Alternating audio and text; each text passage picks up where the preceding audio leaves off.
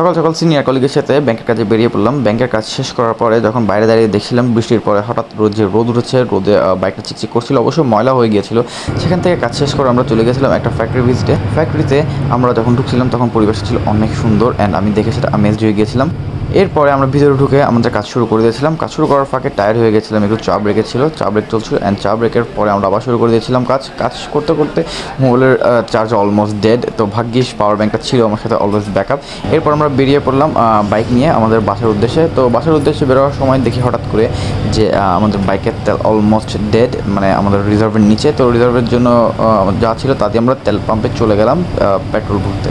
তো petrol refill করতে করতে আমি হঠাৎ করে দেখছিলাম যে আমার বাইকটা ভালো মতো মুভ করছিল না। তো কেন মুভ করছিল না সেটা বুঝছিলাম না। বৃষ্টিতে হঠাৎ করে চাকা পাঞ্চার হয়ে যাওয়া, বাইক মুভ করছিল না, তাই পাঞ্চার ঠিক করতে করতে অনেক দূর পর্যন্ত নিয়ে যেতে হয়েছিল অ্যান্ড বাইকটাও প্রচণ্ড ময়লা বৃষ্টিতে। তো বাসে আস্তে আস্তে অনেক লেট হয়ে গেছিলো পাঞ্চার ঠিক করে। সো এটা ছিল আমার hectic day. So stay tune.